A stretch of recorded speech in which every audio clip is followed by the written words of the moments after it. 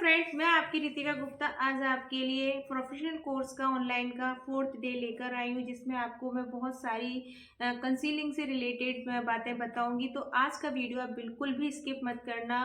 आज हम बहुत सारी जानकारी लेंगे कंसीलिंग से रिलेटेड कि कंसीलर आखिर होता क्या है, हम कंसीलिंग फेस पे क्यों करते हैं, और आपको इस तरीके की जानकारी इतनी सिंपल भाषा में कोई भी नहीं बताएगा। मैं बहुत सिंपल भाषा में आपको इस चीज़ बता रही हूँ कि हम किस तरीके से कंसीलर ये लगाते हैं फेस पे, कौन सी स्किन पे कौन सा कंसीलर लेना चाहिए।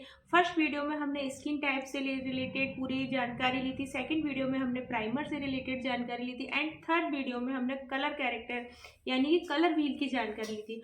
आज हम बात करेंगे कलर कंसीलिंग यानी सॉरी कंसीलिंग की। हम अपने फेस पे किस किस तरीके से कंसीलिंग कर सकते हैं, या हमें अपने फेस पे कंसीलिंग की नीड है या नहीं है। तो आइए जानते हैं। मेरी वीडियो को बिल्कुल भी स्किप मत करना और मेरे चैनल को सब्सक्राइब करना एंड बेल आइकन बटन को हिट करना। फ्रेंड्स, मेरा इंस्टाग्राम पर भी एक चैनल है, आप वहाँ भी जाकर मुझे फॉलो कर सकते हैं और मेरे डीएम में जाकर के मुझे बता सकते हैं। आप कोई भी इंक्वायरी ले सकते हैं, मेकअप से रिलेटेड मुझसे क्वेश्चन पूछ सकते हैं, मैं आपको उनका आंसर दूंगी। फ्रेंड्स, मैं काफ़ी दिन से इस वीडियो को नहीं बना पा रही थी, तो मैं थोड़ा लेट हो गई, उसके लिए सॉरी। तो फ्रेंड्स, अभी हम कंसीलिंग को लेकर के बात कर रहे हैं कि तो फ्रेंड, हमें ऐसा नहीं करना है कि हमने कलर कैरेक्टर यूज़ किया और डायरेक्ट फाउंडेशन लगा लिया। अगर हम ऐसा करते हैं तब भी हमारा मेकअप ग्रे और पैची और केकी हो जाएगा और कलर बिल्कुल भी अच्छे से फाउंडेशन का हमारे फेस पर नहीं आएगा। तो हमें इस बात का ध्यान रखना, और आज हम जानेंगे कि आखिर कंसीलिंग होती क्या है। फ्रेंड्स, ये जो मैं जानकारी दे रही हूँ बहुत बहुत बहुत यूज़फुल है, तो आप प्लीज़ वीडियो को लास्ट तक ज़रूर देखें, जिससे कि आपको कुछ समझ में आएगा कि हमको कंसीलिंग करना क्यों ज़रूरी है।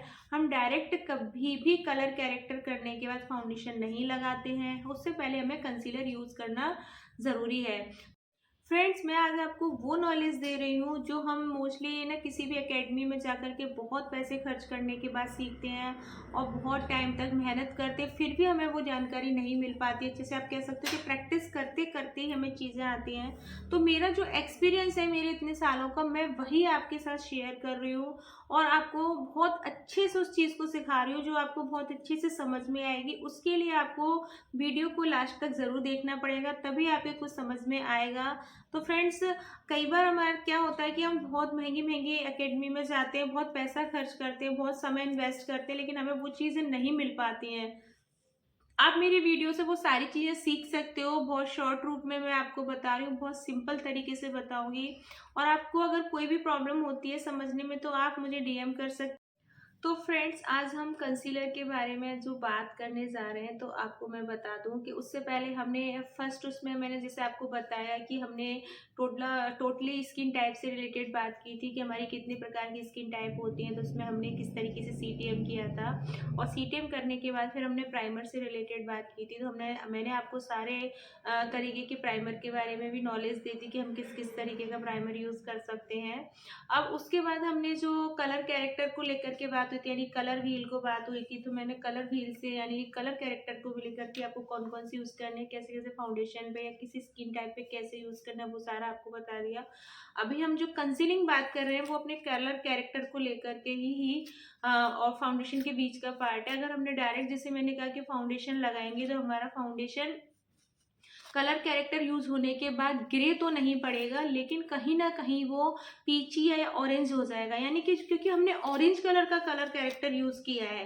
तो ऑरेंज कलर का कलर कैरेक्टर यूज करने की वजह से अगर हमने उसके ऊपर डायरेक्ट फाउंडेशन किसी भी शेड का, लाइट डार्क या जो भी है, तो जो ऑरेंज है ना, वो उसका ऑरेंज तो छोड़ेगा ही ना अपने फेस पर, ग्रे नहीं होने देगा मेकअप को, लेकिन कहीं ना कहीं उसका सिम्टम कहीं ना कहीं तो दिखेगा, यानी कि आपके मेकअप को या तो पीची बना देगा या हल्का सा ऑरेंज, यानी कि थोड़ा सा रेड टोन कहीं ना कहीं ऑरेंज टोन देगा ही। तो उस चीज़ से बचाने के लिए, जैसे कि मैंने आपको बताया था कि मेरे पास एक वाइट कलर का कैनवास है और हमने इसे ब्लू कलर उस पर किया, फिर हमने ऑरेंज किया, तो उसको ब्लू करके मतलब करने का, ब्लू को काटने के लिए हमने ऑरेंज किया, वैसे ही हमको ऑरेंज की ऑरेंजनेस काटने के लिए उसके ऊपर उस कंसीलिंग करना बहुत ज़रूरी है। तो हम क्या करेंगे कि अपनी स्किन टोन से 2 शेड डार्क कंसीलर ले लेंगे और हमें उसको रख देंगे। तो उससे क्या होगा कि हमारा मेकअप ग्रे भी नहीं होगा और ऑरेंज भी नहीं होगा। तो हम जो भी कलर का फाउंडेशन लगाएंगे 1-2 शेड फेयर टोन, तो वो हमारा ना ही पीची होगा, मतलब मेरा ये है कहने का कि कलर कैरेक्टर यूज करने के बाद हमने मेकअप को ग्रे होने से तो बचा लिया, लेकिन अगर हम कंसीलिंग नहीं करेंगे तो हम अपने मेकअप को पीची होने से नहीं बचा सकते, ऑरेंज जैसे होने से नहीं बचा सकते।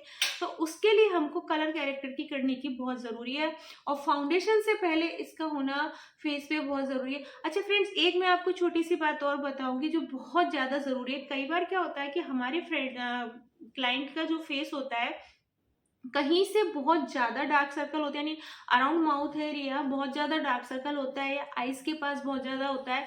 लेकिन जरूरी नहीं है कि हमने जहां डार्क सर्कल है पूरे फेस पे वहां पर हमको ऑरेंज ही यूज करना है। तो हमारे फेस पे जब बहुत ज्यादा पिगमेंटेशन है, यानी हाई पिगमेंटेशन है, तभी हम ऑरेंज कलर का यूज करेंगे। और जहां हमारे बहुत कम कम है तो वहां हम डार्क कंसीलर भी यूज कर सकते हैं। यानी कि जब हम फेस पर कंसीलिंग कर रहे हैं तो ये जरूरी नहीं है कि जितना भी पिगमेंटेड एरिया वहां पे हम एक ही कलर का कलर कैरेक्टर यूज करेंगे। वहां हमको नीड हो सकती है कि हम दो तरीके से भी कर सकते हैं।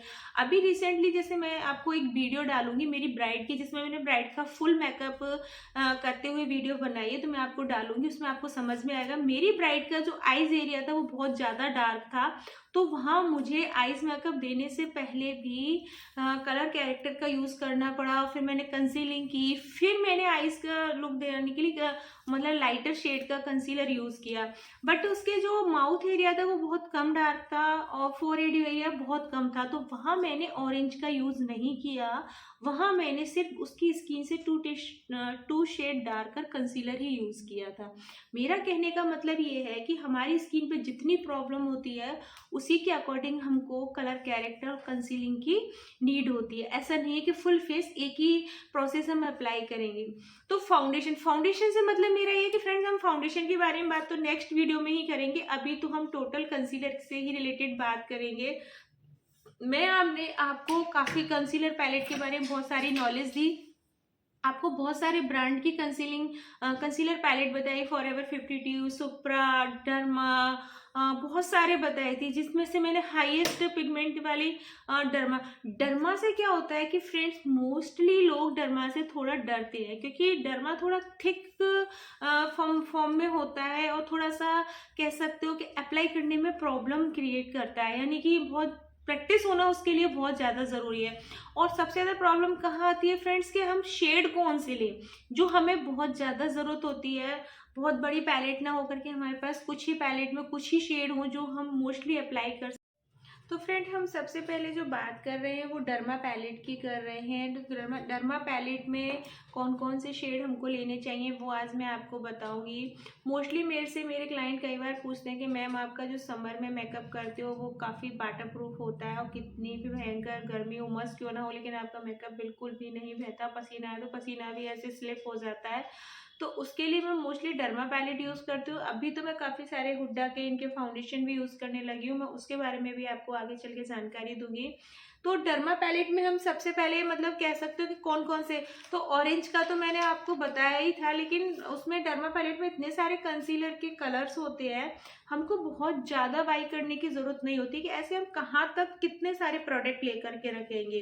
तो हमें मिक्स एंड मैच करना आना चाहिए, फिर चाहे वो फाउंडेशन ही क्यों ना हो या आपका कलर कैरेक्टर ही क्यों ना हो, तो आपको एक ऐसी पैलेट होनी चाहिए और ऐसे कलर आपके पास होने चाहिए जो आप मिक्स एंड मैच करके यूज़ कर सकते हैं। तो डर्मा के जो शेड है वो आप लिख लीजिए, मैं आपको बता रही हूँ कि वी मस्ट आपके पास वो होना ही चाहिए।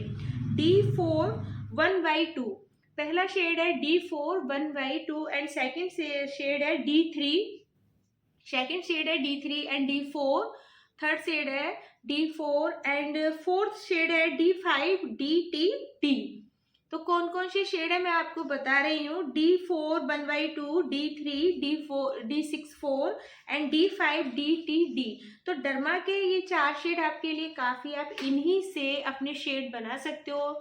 स्किन के लिए आपको डार्क टोन बनाना है तो आप डार्क टोन मतलब जो आपका डार्क कलर उसमें दिया हो उसमें थोड़ा सा डार्क मिक्स करके कर सकते हो। लाइट है तो लाइट को थोड़ा सा लाइट में थोड़ा सा मिक्स एंड मैच करके कर सकते हो। ऐसे आप सुप्रा के भी ले सकते हो, कुछ सुप्रा के भी ऐसे शेड हैं जो आपके पास होने चाहिए अगर आपके पास फुल पैलेट नहीं है तो। 303 वी मस्ट, आपका सुप्रा का जो सबसे मोस्ट इम्पोर्टेंट कलर कैरेक्टर है वो आपके पास होना चाहिए। एंड G165 सुप्रा पैलेट का कंसीलर आपके पास होना चाहिए फ्रेंड्स। ये मोस्टली आपकी स्किन को इवन टोन करने के लिए होता है। यानी कि अगर आपके पास ऑरेंज कलर कैरेक्टर आपने यूज़ किया और आपको कुछ समझ में नहीं आ रहा है कि मैं कौन सा कंसीलर इनके फेस पर लगाऊं, तो आप डायरेक्ट उनके ऊपर G165 भी लगा सकते हो। उसके बाद आपका जो सबसे ज़्यादा काम में आने वाला शेड है वो है FS22। सबसे ज़्यादा जो यूज़ में आता है वो है FS22, जो मीडियम टोन के लिए है। फ्रेंड्स, FS22 यूज़ करने के बाद आप समझ सकते हो कि हम जब यूज़ करते हैं FS22 को, तो मैं तो कई बार प्राइमर का भी यूज़ नहीं करती। अगर हमको मेकअप बहुत ज़्यादा लॉन्ग लास्टिंग नहीं रखना है तो मैं डायरेक्टली उसको यूज़ कर लेती हूँ। एंड FS22 का रिजल्ट मुझे बहुत पसंद है। मैंने FS22 को लेकर के एक वीडियो भी डाली है अभी क्लाइंट की, जिसका मेकअप मैंने मतलब उन क्लाइंट का मेकअप मैंने मुश्किल से 15-20 एक मिनट ही ली थी। 20 मिनट या 25 मिनट के अंदर मैंने फुल मेकअप उनका कंप्लीट किया था। उसकी आप वीडियो जा करके देखना। जो मैंने सुप्रा के FS22 से कंसीलिंग भी उसी से की थी और फुल कवरेज भी उसी से दी एंड हाईलाइटिंग भी उसी से की थी। मेरा कहने का मतलब ये है कि हमारे मार्केट में इतने सारे फाउंडेशन हैं, इतने सारे कंसीलर हैं, मतलब हर कंपनी अपने फाउंडेशन का अलग अलग नाम रखती है। तो एक मेकअप आर्टिस्ट कहाँ तक कितने नाम याद रखेगा या कितने सारे शेड्स को अपने साथ रखेंगे। तो हमें थोड़ा बहुत मिक्स एंड मैच करना आना चाहिए। मोस्टली सारे बड़े से बड़े आर्टिस्ट भी मिक्स एंड मैच करते हैं, क्योंकि हमारी स्किन के कई कलर होते हैं। तो कई कलर होते हैं तो कई कलरों के हिसाब से अगर हम कितना शेड रखेंगे आप भी समझ सकते हो। तो जैसे मैंने आपको बताया कि आप इन कलरों को रख सकते हो। एक आप रिकोट की पैलेट ले सकते हो। रिकोट की पैलेट में भी कंसीलिंग के सारे शेड्स हैं। अगर आपको कुछ शेड्स ऊपर नीचे करने हैं तो आप अपने अकॉर्डिंग थोड़ा सा कम एंड ज़्यादा करके उसमें, यानी डार्क में लाइट, लाइट में डार्क मिला के कर सकते हो यूज़ में, यानी स्किन टाइप का कलर बना सकते हो।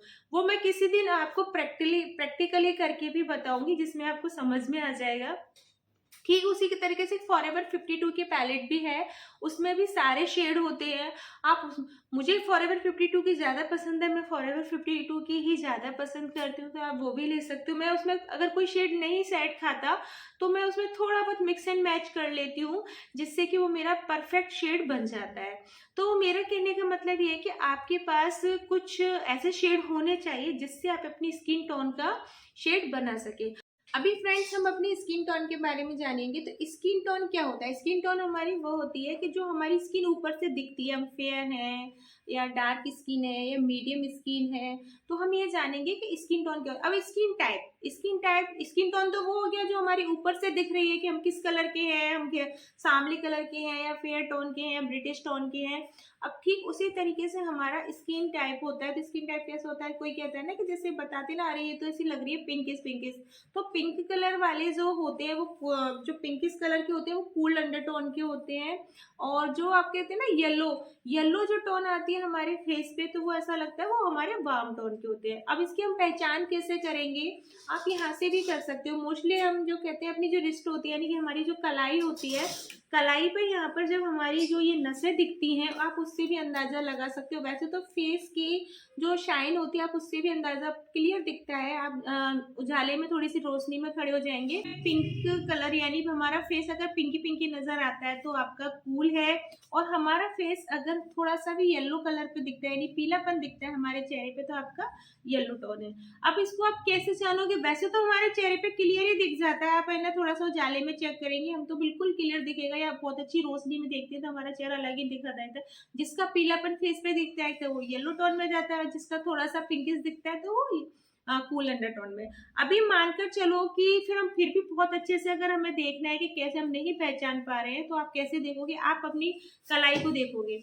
कलाई को आप यहाँ देखना इस जगह पे कि जो हमारी नसें होती हैं उनको देखो कि वो ब्लू दिख रही हैं या ग्रीन दिख रही हैं। तो आप नोटिस करो, अगर आपकी कलाई पे ग्रीन दिख रहा है तो ग्रीन दिखने के बाद वो कैसा दिखेगा? येलो, यानी कि वार्म येलो टोन। और हमारी जो ये ब्लू दिखती हैं तो ब्लू दिखेंगी तो हमारी कैसा लगेगा? कूल अंडरटोन, यानी पिंकिश अंडरटोन आएगा हमारा।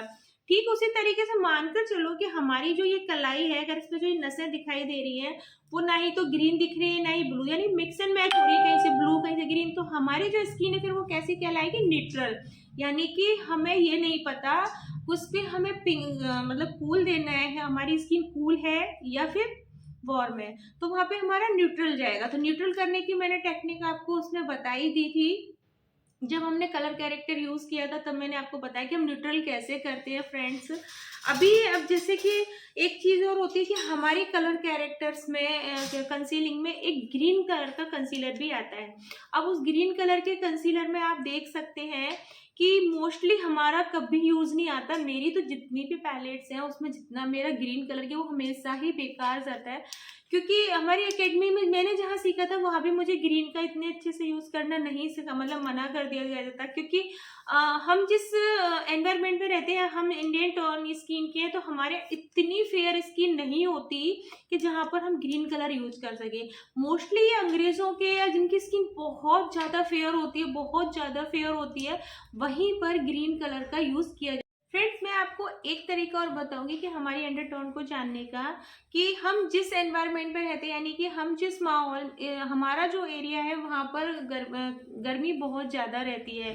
तो गर्मी ज़्यादा रहती है तो बहुत हमारी बॉडी से भी हीट निकलती है, यानी कि हम बहुत गर्मी वाली जगह पर रहने से हमारी स्किन मोस्टली वार्म टोन में आती है, यानी गर्म टोन में आती है। और जो गोरे लोग होते हैं ना, अंग्रेज लोग होते हैं, वो जैसे कि आप कह सकते हो कि जहाँ पे बहुत ज़्यादा ठंडा एरिया होता है, तो ठंडा एरिया पे ज़्यादातर क्या होती है कि हमारी स्किन मतलब बहुत ठंडी रहती है, बहुत कूल रहती है, तो उनकी जो नसें होती है वो मोस्टली ब्लू होती है, यानी कि वो अलग ही टोन उनकी नज़र आ जाती है। तो मेरा कहने का मतलब ये है कि ऐसा नहीं है कि हमेशा सबका स्किन टोन एक जैसा ही रहता है। कई बार जगह चेंज होने के हिसाब से भी हमारा स्किन टोन और टाइप चेंज हो जाता है। मैं ये नहीं कहती कि बहुत ज़्यादा चेंज हो जाता है, लेकिन कुछ हद तक चेंज हो जाता है। तो हमें स्किन टोन और स्किन टाइप को एज ए टाइम हमारा क्या है उसके अकॉर्डिंग ही वर्क करना होता है। मेरे कहने का मतलब है फ्रेंड्स कि इंडिया में जितने ज़्यादातर लोग हम येलो टोन में होते हैं, क्योंकि यहाँ हमारा जो एरिया होता है वो बहुत गर्म होता है, और मोस्टली हमारा जो कलर टोन होता है वो अंदर से दिखता है, यानी कि जो इफेक्ट देता है वो कई बार ऐसा होता है कि ऊपर से फील होता है कि हम मतलब सांवले हैं या येलो टोन है या कूल टोन, हम नहीं समझ पाते, लेकिन एक अंदर से इफेक्ट देता है, यानी फेस पे एक शाइन दिखती है कि हम पीले से दिख रहे हैं या पिंकिश दिख रहे हैं। तो आप उस चीज में भी ध्यान में रखते हुए भी देख सकते हैं कि हमारी स्किन किस टाइप की जा रही है, यानी हमारा टोन कौन सा जा रहा है। तो मोस्टली हम कह सकते हैं कि हमारी जो इंडिया के लोग हैं, मोस्टली उन लोगों का जो टोन होता है वो येलो टोन में जाता है, और अब बाहर के यानी विदेशी जो होते हैं आप देखते हो कि उनका पिंक टोन में जाता है। फ्रेंड्स, तो अगर आप अपने लिए ही कंसीलर परचेज करना चाहते हो तो आप अपनी स्किन के अकॉर्डिंग ले सकते हैं, क्योंकि आपको अपना ही सेल्फ मेकअप करना है, तो आपको बहुत सारे कंसीलर की ज़रूरत नहीं है। आप अपनी स्किन टाइप के अकॉर्डिंग से मैच का भी ले सकते हो। लेकिन अगर आप एक आर्टिस्ट हो और अपना पार्लर चलाते हो, सैलून चलाते हो, तो आप पैलेट में ही इन्वेस्ट करें। फिर आप ऐसे छोटे छोटे पैकेजेस ना लें, क्योंकि उसमें बहुत ज़्यादा लॉस होता है हमारे लिए। वो छोटी छोटी डिब्बे हमारी खो भी जाती हैं और इधर उधर गिरती भी हैं, तो हम पैलेट लें तो ज़्यादा बेस्ट है। आप रिकॉर्ड का एस ऑफ बेस भी ले सकते हो, फॉरएवर 52 की भी ले सकते हो। ये आप देख रहे हैं इनकी पैलेट कितनी अच्छी है, और आप उसमें बहुत सारे कलर और शेड दिए होते हैं, आप उसमें मिक्स एंड मैच भी कर सकते हो। शुप्रा और डर्मा क्राइलॉन का ये तो आपकी पैलेट में भी मस्ट यानी होना ही चाहिए। और अभी हमारे यहाँ मतलब जो सीजन स्टार्ट होता है गर्मियों का, समर का, जिसमें आपका कह सकते हो वो उमस का सीजन जो बरसातों वाला होता है, तो उस वक्त जो हमारी डर्मा पैलेट होती है वो तो एक रामबाण होता है मेकअप के लिए। आप कह सकते हो आप किसी भी स्किन पे, यानी कि आप कितना भी कोशिश कर लो, उस मौसम में ड्राई स्किन पर भी पसीना थोड़ा बहुत तो आ ही जाता है उमस की वजह से। तो आप वहाँ पर अगर डर्मा पैलेट यूज़ करते हो, वो आपकी वैनिटी में होनी ही चाहिए हर हाल में। डर्मा हमारी ऑयली स्किन के लिए तो बेटर है ही, लेकिन साथ में अगर उस सीज़न में आप ड्राई स्किन पर भी डर्मा यूज़ कर लेते हो तो वो भी रिजल्ट अच्छा ही देगी। तो आपकी पैलेट में डर्मा पैलेट का होना बहुत ज़रूरी है। फिर उसमें बहुत सारी बातें करेंगे। Bye bye.